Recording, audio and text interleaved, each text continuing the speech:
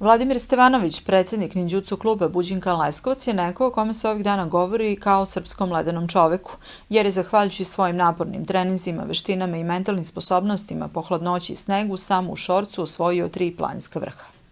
Razum čine informacije kojima popisujemo svet i iskustva oko sebe. On je koristan dok ne odrastemo dovoljno da znamo da možemo da se povredimo i da izgubimo život ukoliko nismo pažljivi, napisao je Vladimir Stevanović nakon penjanja na besnu kobilu u januaru ove godine.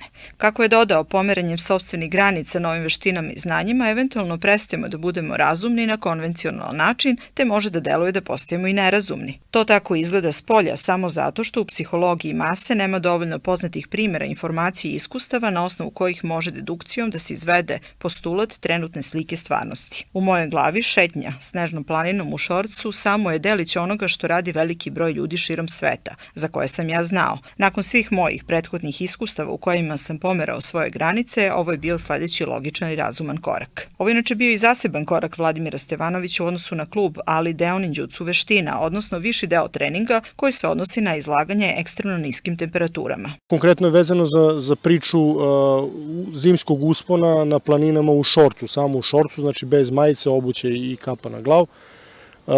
Da kažem, ove zime u roku, znači od mesec dana, od 8. januara do 8. februara, ja sam popeo 3 planine i 3 planinska vrha samo u šorcu, u punom snegu gore. To je bio vrh Besne Kobile, istoimeni vrh Mali kamen na planini Radan i evo prošlog vikenda sam popeo vrh Midžor na 2169 metara, planina Stara planina.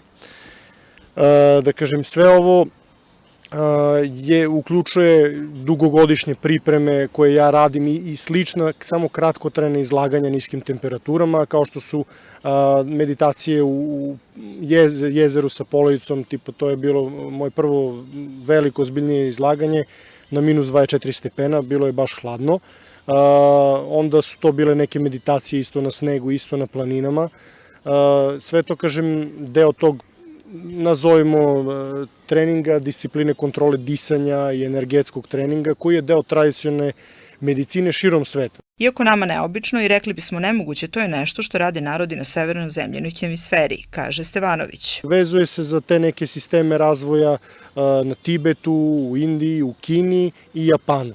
Ovo baš sa našom veštinom, sa ninđutsu veštinom povezano je, to su Yamabushi tradicije. Yamabushi su putujući monasi koji su usko vezani za istorijat veštine ninđutsu i njihova ta praksa se zove shugendo, to je izlaganje niskim temperaturama u hladnoj vodi i u snegu.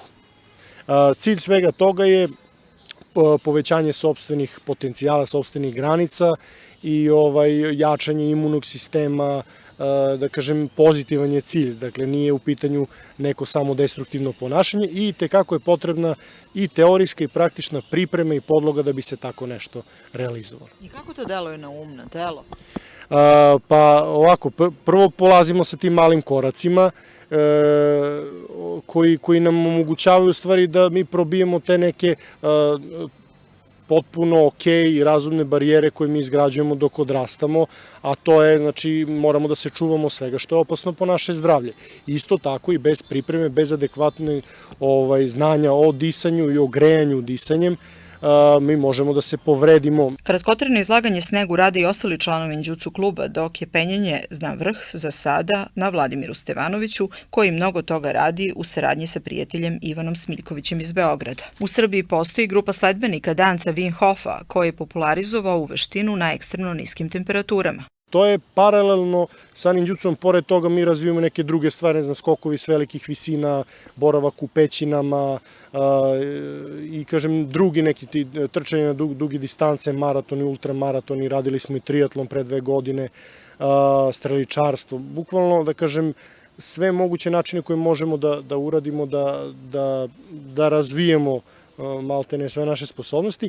I sad, kažem, u sklopu svega toga ja sam zadnjih 7-8 godina radio sa svojim najboljim prijateljem, napravili smo nešto zove Total Human Development, odnosno razvoj kompletnog čoveka i on podrazumeva korišćenje tih starih tradicija, tradicionalnih metoda razvoja i adaptiranje na savremene uslove. Znači, kako da mi to iskoristimo danas, da to bude danas praktično. Tu spadaju razni vidovi meditacije, razni vidovi oblasti i tradicionalne medicine, između ostalog ovo izlaganje temperaturi, ne znam, druge neke vrste treninga, ali i savremene metode kao što su neurolingvističko programiranje, ostvarivanje sopstvenih ciljeva, smirenost, da kažem, i sve što je vezano, što je praktično, što može da nam koristi.